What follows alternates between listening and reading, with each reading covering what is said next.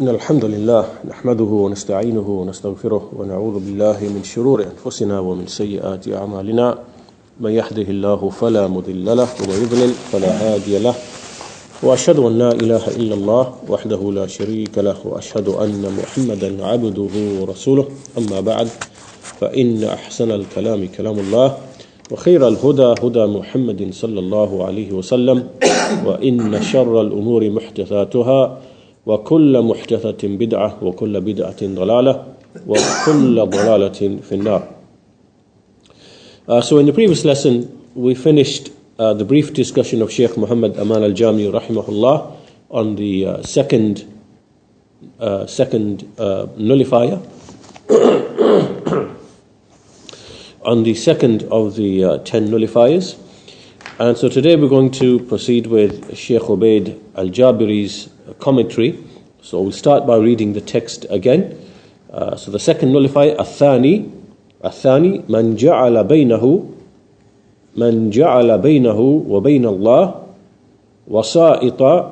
وسائط يدعوهم ويسألهم الشفاعة ويتوكل عليهم كفر إجماعا. So this means the second nullifier, whoever makes or places between himself and between Allah intermediaries, he invokes them, he asks them intercession and relies upon them. Such a one disbelieves by consensus.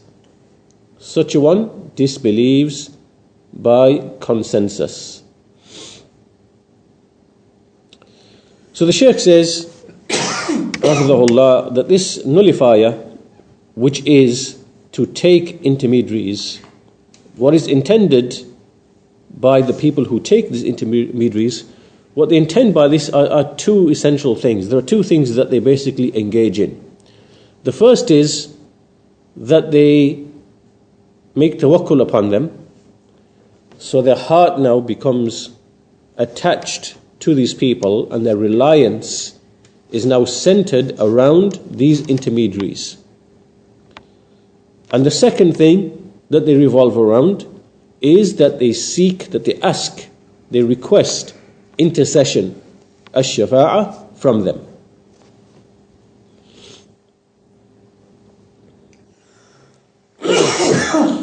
Now the Shaykh says that in order to understand this issue very clearly, and so that the affair becomes very, very clear, it's important that we actually understand the word wasita. Without understanding the word wasita, then we will not have a clear understanding of this issue.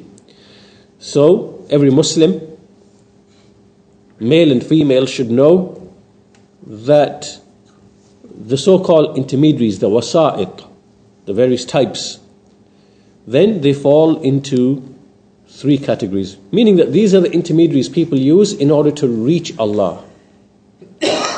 Right? So all the intermediaries, they fall into three categories, and these intermediaries, what we mean by them is that intermediaries whom we use in order to reach Allah. We go through them in order to reach Allah.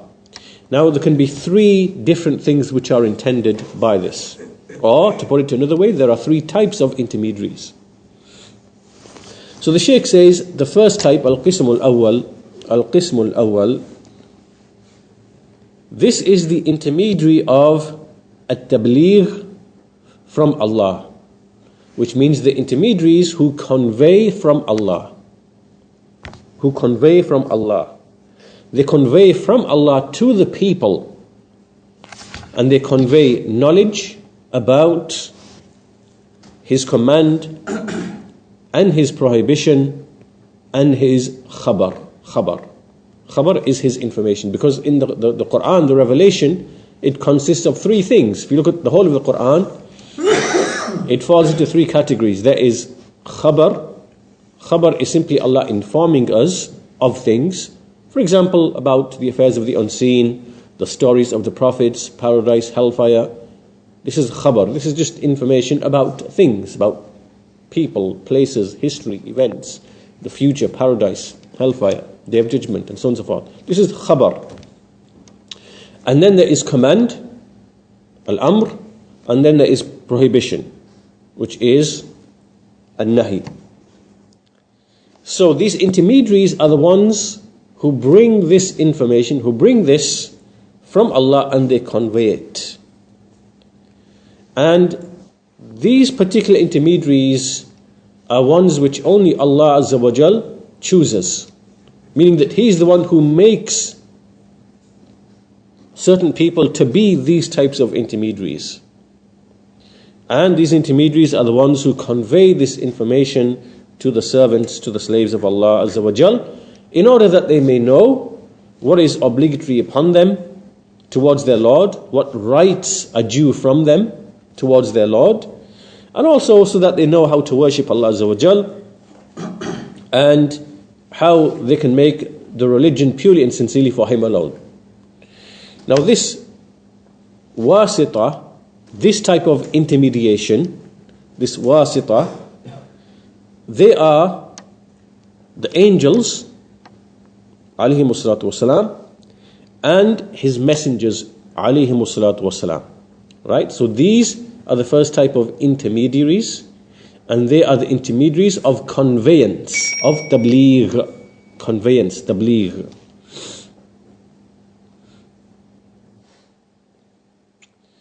And so there are angels who are messengers and men who are messengers. And in this regard, Allah Azza wa Jal, He said, Allahu yastafi min al-malaika wa rusulan wa min al-nas inna Allaha sami'un basir. Indeed, Allah chooses from amongst the angels as messengers. Allahu yastafi min al-malaikati rusulan wa min al-nas inna Allaha sami'un basir. Indeed, Allah chooses from the angels as messengers, or He chooses messengers from the angels, and likewise from the people. Indeed, Allah is all-hearing, all-seeing. Surah Al-Hajj, Surah 22, verse number 75. 22, verse number 75.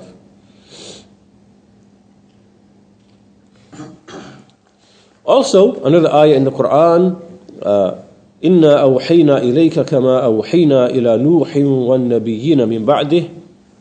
Indeed, we inspired to you as we inspired to Nuh and the prophets who came after him.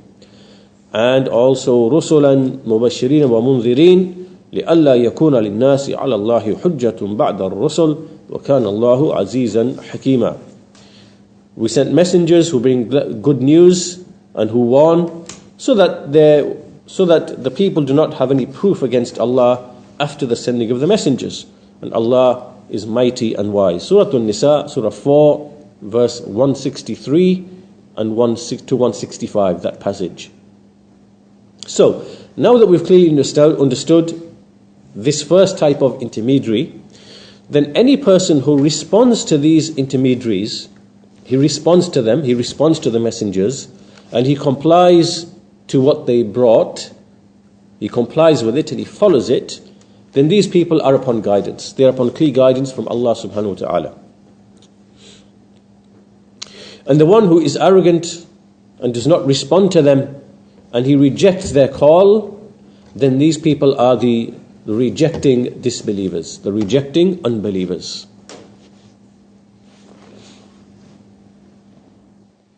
So this is clear now. The people towards them are of two categories. The intermediaries of conveyance are the believers who follow them and comply and follow the guidance and act upon it. They're upon guidance from the Lord. And those who reject them, they reject them outright. And so they are the kuffar, disbelievers. They are the mukaddibun al-mukaddibun. Now, in the Quran, Allah Azza wa Jal has mentioned to us the information, the stories regarding the people who follow His messengers, and how He has prepared for them a great reward, a good end.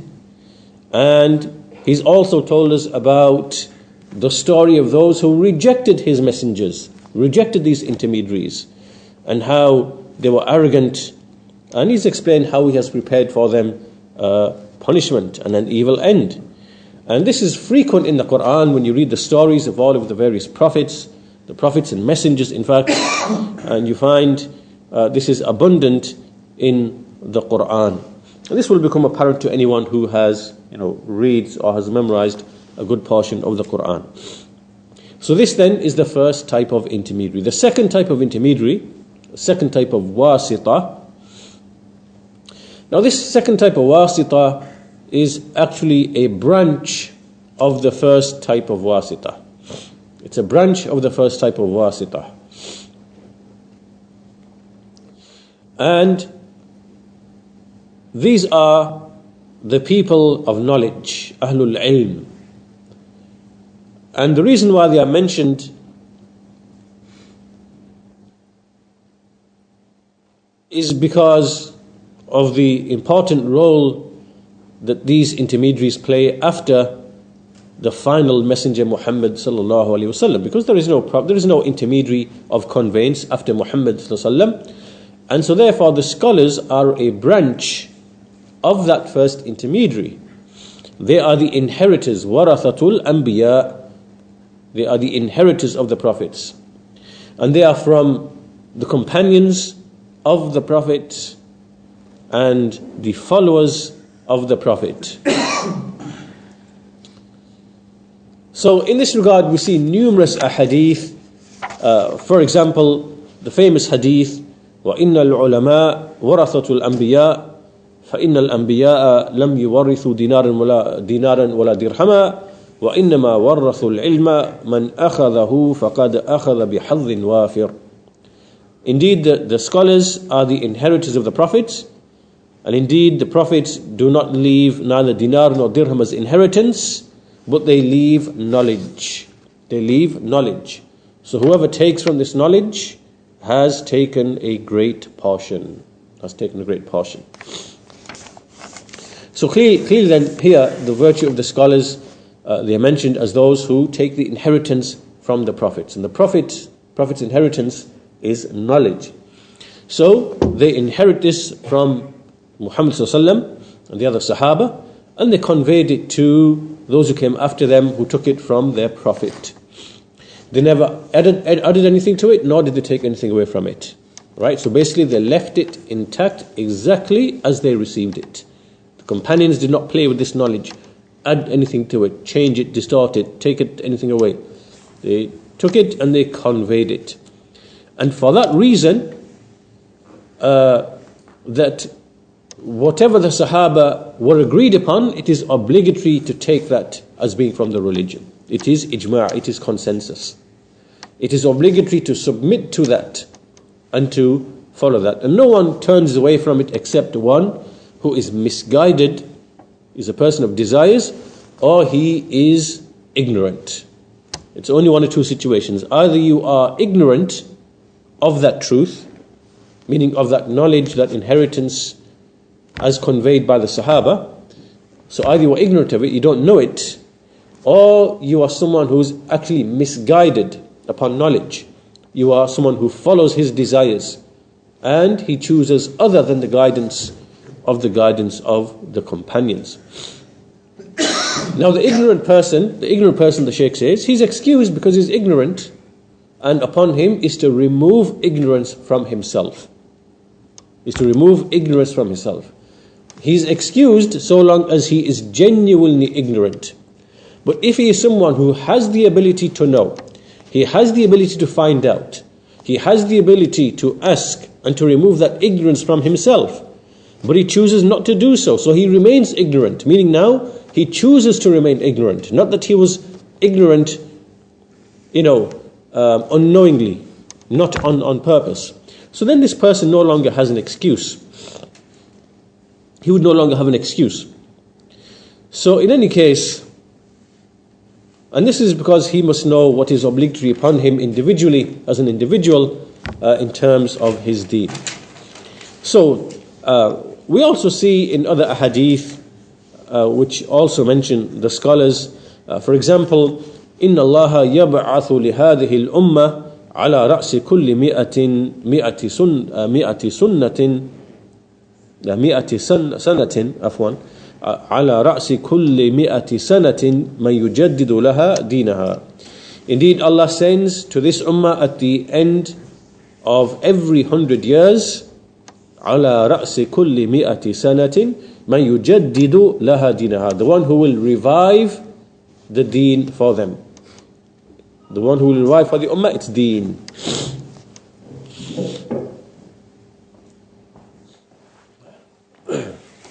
So clearly from this hadith we can see that this nation is one that respects its scholars, especially those who give attention to the sunnah and who revive the sunnah and who give advice to this nation in terms of what Allah has made obligatory upon them, and they do this by purifying the sunnah and teaching the sunnah and so on and so forth.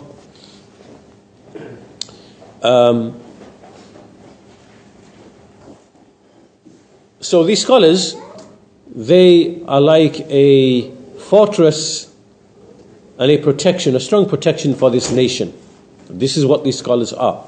Also in another hadith, famous hadith, in which Allah Azza wa Jal, He mentions, إِنَّ اللَّهَ تَعَالَى لَا يَنْتَزِعُ الْعِلْمَ انْتِزَاعًا مِنْ صُدُورِ الْعُلَمَاءِ ولكن يقبض العلم بقبض العلماء حتى إذا لم يبق عالم اتخذ الناس رؤوسا جحالا فسئلوا فأفتوا بغير علم فضلوا وأضلوا.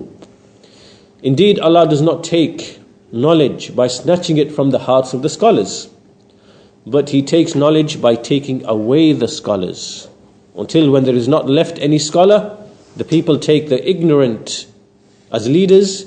When they are asked, they give verdict without knowledge, and so they go astray and they lead others astray. So again, this is like another hadith in the same, in the same vein as what came before, which is that the scholars are there to be respected, and because Allah Azza wa Jal has made them to be the inheritors of the prophets, and they are the ones who convey from Allah Azza wa Jal to the people. Now, at this point, so we've discussed in this lesson so far, we're looking at the second nullifier, and in relation to that, it is al-wasita, taking intermediaries. And we said that in order to understand the issue of al-wasita properly and thoroughly, we need to know what this word actually means. What does it mean to be an intermediary? And we said there are three types of intermediary. The first type of intermediary are those whom Allah specifies and makes to be prophets and messengers who convey from Him to the people. And they are the prophets and messengers. And they are in fact the messengers from the angels and the messengers from the men. And so they convey Allah's khabar, amar and nahi. Khabar, amar and nahi. His knowledge, his information and His command and His prohibition to the people. And so therefore the people in relation to this intermediary are rather those who believe in them or those who disbelieve in them. The second type of intermediary, which is what we are discussing now, are those who are the scholars. They are a branch from the first. They are a branch of the first intermediary. And they are the scholars because the scholars are the inheritors of the prophets. They are the inheritors of the prophets and the messengers. So they likewise convey to the people. The first of them are the Sahaba and then the Tabi'een. And they convey to the people the deen of Allah Azza wa Jal. Then we see in the texts in the Quran and the Sunnah, we see many texts which indicate the role of the scholars. So we mentioned some of those texts already. The hadith about the scholars being the inheritors of the prophets. The hadith about Allah sending a reviver at the head of every 100 years. The hadith about Allah not snatching away knowledge by snatching it from the hearts, but by taking away the scholars. And indicating the importance of the scholars. So once all that's clear, the Shaykh goes on to mention that we must also understand at this point what is the meaning of ilm. When ilm is used in the Sharia, then, or when it is used in the text, then it only means al-ilm al-shar'i. Al-ilm al-shar'i. It only means Sharia knowledge. And the definition of this knowledge is فقه الكتاب وفقه سنة النبي صلى الله عليه وسلم على سيرة السلف. ala sirat as-salaf as-salih, to understand the book of Allah and the sunnah of his Prophet ﷺ upon the way of the Salaf as-Salih, upon the Sahaba and anyone who followed them upon righteousness and ihsan in the first 3 generations. Right, so this is the knowledge that we are speaking of. And the Shaykh mentions the hadith, خَيْرُ النَّاسِ قَرْنِي ثُمَّ الَّذِينَ يَلُونَهُمْ ثُمَّ الَّذِينَ يَلُونَهُمْ. Indeed, the best of people are my generation, then those after them, then those after them. Okay, so now this is clear that the second type of intermediary are the scholars, and that's because they are the inheritors of the prophets, therefore they are a branch of the first intermediary, and they convey knowledge. And anyone who chooses other than their way, he is either a jahil or he is a dalun sahibu hawa. Right?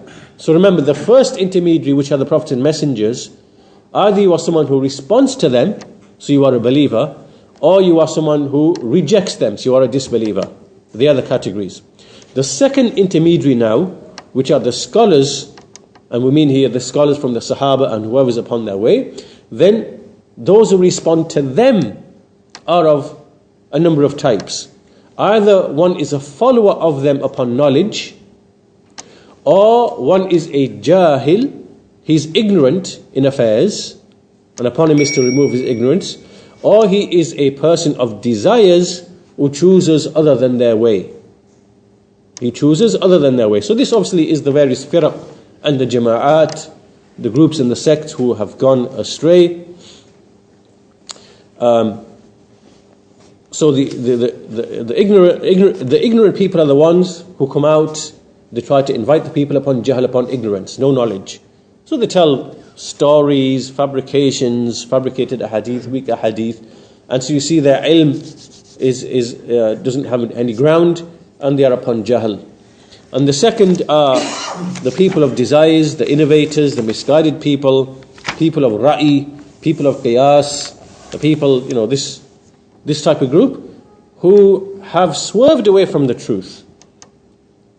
So in this regard, we have a number of statements from the Salaf. The first of them is Umar al-Faruq radiyallahu anhu. He said, إِيَّاكُمْ وَأَهْلُ الرَّأِي أَعْدَاءُ السُّنَنِ أَعِيَّتْهُمْ أحاديث رسول الله صلى الله عليه وسلم أن يحفظوها فقالوا بالرأي فضلوا وأضلوا. Beware of the people of opinion, the people who speak with opinion. They are the enemies of the Sunnah. To memorize a hadith, they were incapable.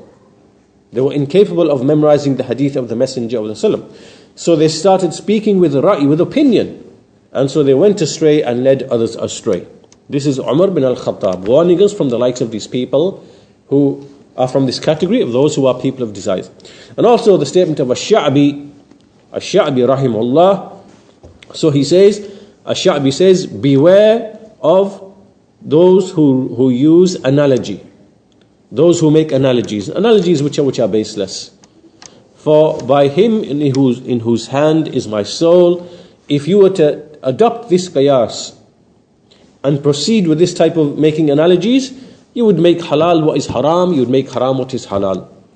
So whatever has come to you from the one who has memorized from the companions of Muhammad sallallahu alaihi wasallam, then take it. Or he said, then take from it, hold on to it.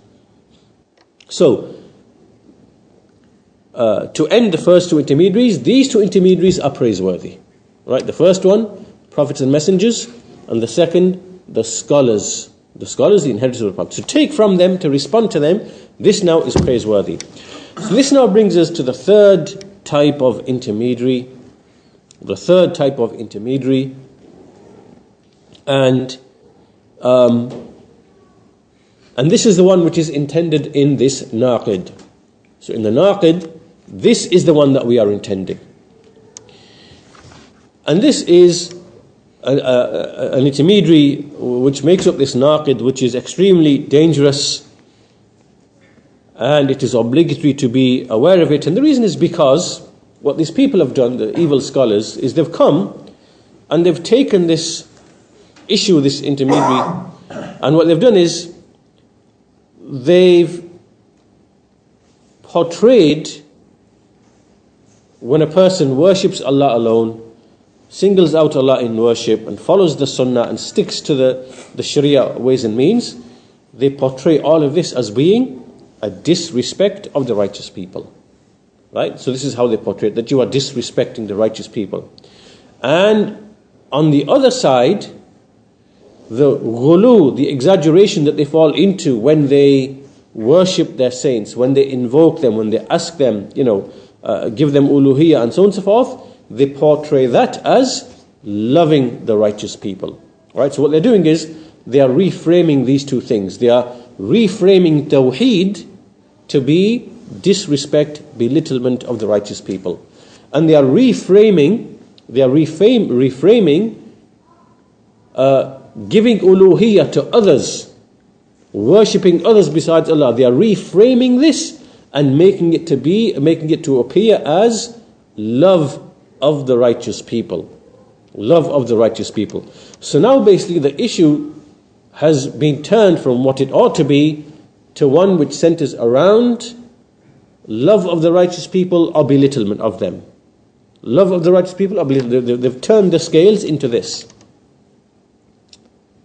So rather than it being making the deen purely and sincerely for Allah alone and worshipping only Him alone and invoking Him alone and so on and so forth, they've moved it from that and they've centered it around the righteous people. So it's either love of them or it's disrespect of them. And love of them is to basically worship them. And to disrespect them is to worship Allah alone. Right? So this is how they've changed the scales and they've reframed the whole thing. Now, this type of shirk is the same type of shirk that the Quraysh, the mushriks of Quraysh, and whoever was upon their deen, it is what they were upon when the Messenger of Allah was sent to them. So now the question arises, now that we understand what they mean by wasita. What do they mean by wasita? They mean these righteous people whom they claim they are loving and respecting, but by worshipping them. Right? This now is their wasita. These worshipped things, these worshipped entities, beings, they now are what they mean by wasita. To us, it is the prophets and messengers and the scholars who convey knowledge. We reach Allah through them by way of what they convey of knowledge. What these people are doing is they are taking these intermediaries and they intend two things from them. They actually intend two things from them. There are two things that they basically which have led them to this. The first of them is طلب الشفاعة, which is to seek intercession. They want intercession. They're seeking intercession from these people. And this is very clear in the ayah, Surah Yunus, verse number 10:18, the famous ayah that we ought to know, وَيَعْبُدُونَ مِن دُونِ اللَّهِ مَا لَا يَضُرُّهُمْ وَلَا يَنْفَعُهُمْ وَيَقُولُونَ هَؤُلَاءِ شُفَعَاؤُنَا عِنْدَ اللَّهِ. They worship besides Allah what does not harm them nor benefit them, and then they say, these are our interceders with Allah. قُلْ أَتُنَبِّئُونَ اللَّهَ بِمَا لَا يَعْلَمُ فِي السَّمَاوَاتِ وَلَا فِي الْأَرْضِ سُبْحَانَهُ وَتَعَالَى عَمَّا يُشْرِكُونَ. Say, are you informing Allah with what He does not know in the heavens nor in the earth? Glory be to Him, or sublime be He, and exalted is He from what they associate with Him. Now, in this ayah you can see that these people, Allah likened to what they do, they called it ibadah. And then He said their statement, which is, they say, these are our interceders with Allah. So Allah criticized them for this action. And, anyone who does the same action as this, he enters into this ayah. This is because ash-shafa'ah, intercession, belongs only to Allah. Intercession belongs only to Allah. No one is able to intercede except after Allah's permission, and only after Allah is pleased with the one who is being interceded for.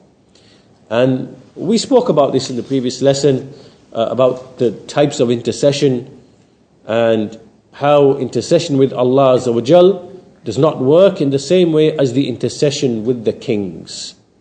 And these people have made a false analogy between what takes place in the world in relation to the various types of intercession, between the kings and their ministers and between people. And they've presumed, or they've made an analogy between that and between how intercession is with Allah. And they are not the same, because when we look at the kings of this world and the leaders of this world, number one, they can often be ignorant of the needs of their servant. Number two, they may not desire to benefit the servants. Number three, their ministers can come any time without permission and put pressure on them to do something for the servants or intercede for the servants, right? To intercede for the subjects, So this is how it is in the creation. But Allah Azza wa Jal, He is the king, the master, the all-knowing. He knows everything about His servants. Number two, no one can make Him do anything against His will. Right? He does whatever He wills. Number three, no one can intercede with Him except after His permission. No one can come along and say, unless He's given permission. No one can do that on Yawm al-Qiyamah. Rather, only after He's given permission, and only for the one whom He's pleased with, which is the people of Tawheed. This is how intercession is with Allah Azza wa Jal. So we covered this in the previous lesson. So what these people are doing then is, number one, the two things that I've made important to this. The first one is seeking shafa'ah. So they want shafa'ah, and they've made these righteous people to be the intermediaries. And so they worship them, thinking that they are the intermediaries between them and between Allah by way of the intercession. Right? That's how this is the basic model, how it is with them. And with the people of Tawheed and Sunnah, it is that the prophets and messengers are the intermediaries. They convey knowledge of what Allah wants from His servants. So they follow and they implement that, and as a result of that, Allah will grant them the shafa'ah on Yawm al-Qiyamah. Right? Whereas with these people, the model is slightly different. Right? They've taken the righteous people through whom they will ask directly for shafa'ah and invoke them, thinking this is, that these people have the right to make shafa'ah with Allah, when they don't. Shafa'ah does not belong to them, it belongs to Allah. قُلْ لِلَّهِ الشَّفَاعَةُ جَمِيعًا Surah Al-Zumar 39:44. 39:44. And likewise the statement, وَلَا تَنْفَعُ الشَّفَاعَةُ عِنْدَهُ إِلَّا لِمَنْ أَذِنَ لَهُ. Intercession will not avail anyone, will not benefit anyone, except the one for whom He has permitted. Surah Saba 34, verse number 23. So in this ayah, Allah Azza wa Jal, He basically rebuked them and criticized them for what they did. Now this is the first thing that has led them into taking these as intermediaries. The second thing that led them is seeking nearness. Talab al-qurbah. Seeking nearness. What do they mean by this? What they mean by this is that they say that we are not able to reach Allah directly. Rather, we must follow a path which will lead us to become close to Allah. And in this regard, Allah Azza wa Jal, He says in a passage at the beginning of Surah Al-Zumar, إِنَّا أَنزَلْنَا إِلَيْكَ الْكِتَابَ بِالْحَقِّ فَاعْبُدِ اللَّهَ مُخْلِصًا لَهُ الدِّينَ أَلَا لِلَّهِ الدِّينُ الْخَالِصِ وَالَّذِينَ اتَّخَذُوا مِن دُونِهِ أَوْلِيَاءَ مَا نَعْبُدُهُمْ إِلَّا لِيُقَرِّبُونَا إِلَى اللَّهِ زُلْفَى إِنَّ اللَّهَ يَحْكُمُ بَيْنَهُمْ فِيمَا هُمْ فِيهِ يَخْتَلِفُونَ إِنَّ اللَّهَ لَا يَهْدِي مَنْ هُوَ كَاذِبٌ كَفَّارٌ. So in this passage, we see first of all verses 2 to 3 at the beginning of Surah Al-Zumar, Surah 39. Indeed, we have revealed to you the book in truth. So worship Allah, making the religion purely and sincerely for Him alone. Verily to Allah belongs all the religion. And those who take allies, awliya, besides him, they say, we do not worship them except that they may bring us closer to Allah. Indeed, Allah will judge between them in that wherein they differ. Indeed, Allah does not like the one who is a liar, a disbeliever. Kadhibun kafar. Now, from this ayah we learn a number of things. We can see Allah Azza wa Jalla is clearly blaming these people for what they have done. Before we do that though, we can see that there are clearly two things that this verse contains as general principles. Number one is the obligatory of worshipping Allah alone. Ikhlas to Allah in worship, number one. And number two, obeying and following the Messenger sallallahu alaihi wasallam. Why? Because he said at the beginning, Inna anzalna ilayka al-kitaba bil-haqq fa'budillah mukhlisan lahu-d-din. So the book was sent down. So we've been ordered to send the book, and the book was sent to the messenger. So therefore we are ordered to make ittiba. So the first ayah in this passage, verse number 2, indicates ikhlas and ittiba, tawheed and mutaba'a. Right? So that's the first thing we should know very clearly. Then the next verse, it speaks about those people who are being criticized, are being reviled and rebuked. What have they done? They've opposed the verse that came before. Right? First of all, they are claiming this wasita, and they are claiming it is qurba. They're basically claiming this is qurba. But look at what word Allah Azza wa Jal used in the ayah. He said, وَيَعْبُدُونَ. Sorry, that's the previous verse. He said in this one, مَا نَعْبُدُهُمْ. So he spoke, he mentioned what they are saying, or their statement, and he said of them, مَا نَعْبُدُهُمْ, using the word here, ibadah. So he described what they are doing as ibadah. And so what does this show to us? It shows that changing the name of something doesn't change its reality. Do you understand? If someone says, I'm just seeking a wasita, or if someone says, I'm just seeking qurba, that doesn't change the reality of what it is. Right? Allah Azza wa Jal, He cited them and said of them, مَا نَعْبُدُهُمْ. So He said of them that, they say, we do not worship them. So He ascribed worship to them. Just like in the previous verse, when they are هَؤُلَاءِ شُفَعَاؤُنَا عِنْدَ اللَّهِ, at the beginning of the ayah He said وَيَعْبُدُونَ مَا لَا يَضُرُّهُمْ وَلَا يَنْفَعُهُم. So they're using the word shafa'ah, but Allah Azza wa Jalla using the word, speaking of them, saying وَيَعْبُدُونَ ibadah. Right? So changing the name of something, whether you say I'm seeking walaya, I'm seeking shafa'ah, I'm seeking qurba, I'm seeking wasila, all these are names that people are going to use, right? Those names don't change the actual realities. And the realities in these two verses make it clear that these two things are ibadah in the way that they are doing it. So, that's the first thing. Second thing is this very strong, severe threat in this ayah, in which Allah Azza wa Jal, He says, إِنَّ اللَّهَ يَحْكُمُ بَيْنَهُمْ فِي مَا هُمْ فِيهِ مُخْتَلِفُونَ. Indeed, Allah will judge between them regarding that wherein they differed. Now, once all of this is clear, meaning that Allah Azza wa Jal, in this ayah, who will He judge by? Who will He judge between? He will judge between these people who are doing this worship, and between the righteous people whom they were worshipping. Allah will judge between the two. Right? The ones being worshipped and the ones doing the worshipping. Allah will judge between the two. Now, we finish this lesson with something that follows on from this very point, which is that those who are taken as deities besides Allah are of two types. Right? Those who are taken as deities besides Allah are of two types. The first of those are those who are totally innocent from the servants of Allah Azza wa Jal. Right? And they are free of those who worship them, who took them as objects of worship.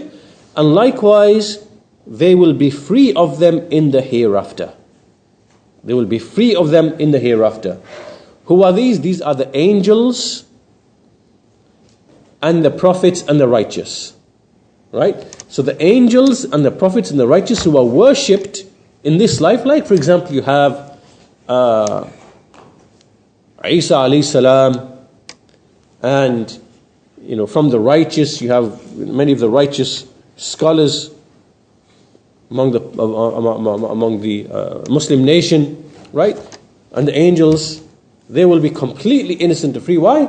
Because they never called anyone to worship them, right? So this is the first category, and Allah Azza wa Jal will absolve this group from those who will come along who are guilty of worshipping them. These will be innocent and free and absolved. And when they absolve themselves and they say, "Oh our Lord, we did not ask them to worship us,"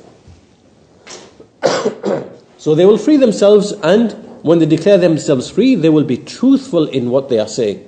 Right? They will be truthful. That's the first group. The second group are those who in the life of this world, they were pleased that they were being worshipped. They were pleased that they were taken as intermediaries.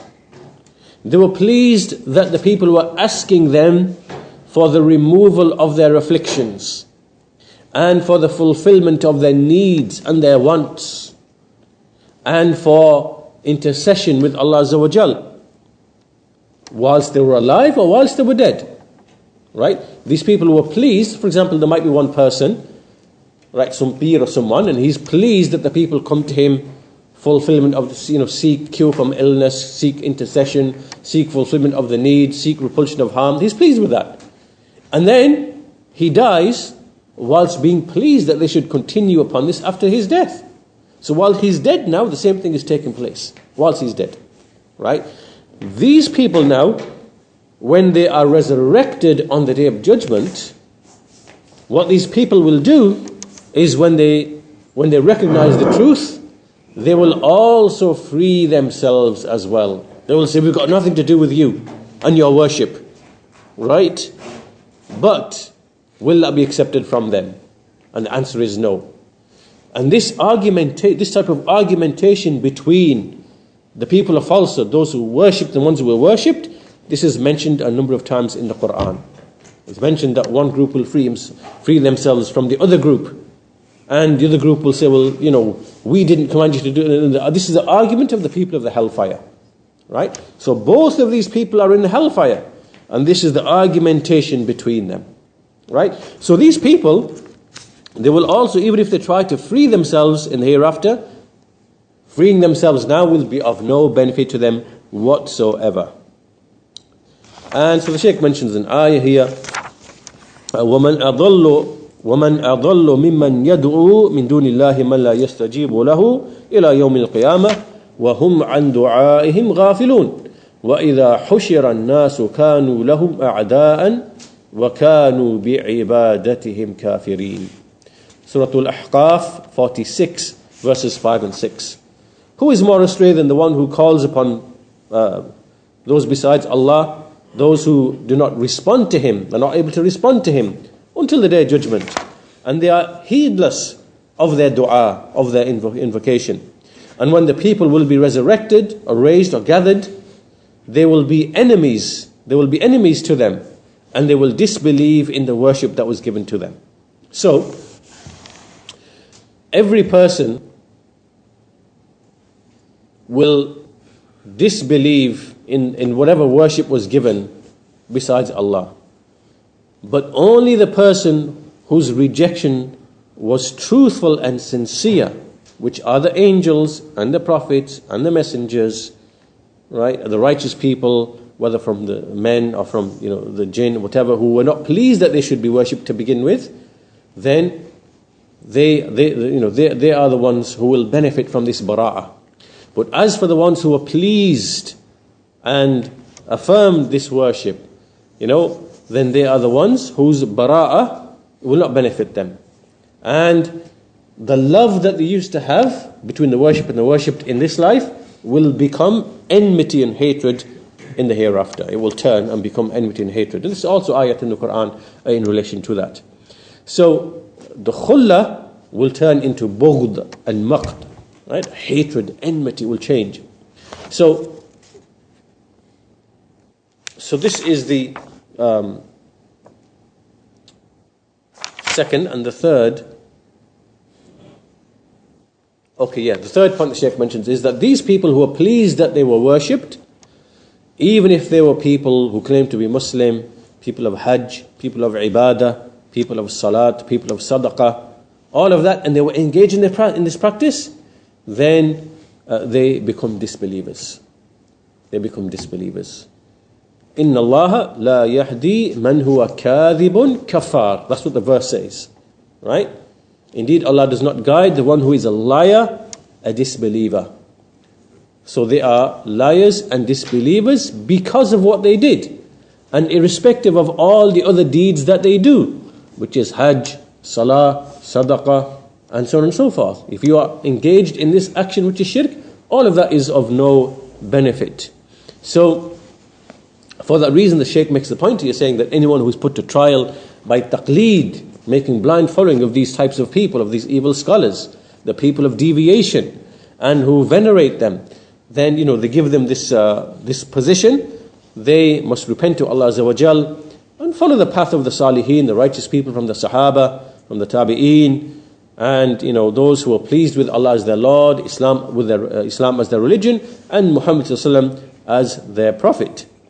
So any person who is upon this, right, he's upon this way, and then the proof comes to him, the hujjah risaliyah, meaning the hujjah from the revelation comes to him, and then he chooses to remain upon that, then he is a mushrik, whether he likes it or not. And if he dies upon shirk, and he dies as a disbeliever, khalidun mukhalladun fin nar. So this is the end of the explanation of the Shaykh, and we'll conclude. This concludes our discussion of the second naqid. And so the second naqid is taking of wasa'it, intermediaries. And what do we mean by intermediaries? We mean that you take these people as a means of acquiring intercession, and likewise as a means of acquiring nearness to Allah Azza wa Jal. And those two ayat that we mentioned are key ayat in relation to this topic. And so we need to distinguish between the types of wasa'it. There is the prophets and messengers, intermediaries of knowledge, the scholars who are the inheritors, who are a branch of that first intermediary, they are the second intermediary. So whoever does not follow the first is a disbeliever, whoever does not follow the second is either a jahil or a sahibu hawa, someone who's misguided and astray. And what leads these people into this is seeking intercession and seeking nearness. And each of those two verses address each of these two matters. So the Shaykh broke it down really nicely. So with that, we'll conclude the discussion of the second naqid. And inshallah ta'ala, we'll continue with the third naqid in the next lesson, inshallah ta'ala. With that, we'll conclude our lesson today. Walhamdulillahi Rabbil Alameen. Wa sallallahu ala nabiyyina Muhammad wa ala alihi wa sahbihi ajma'in.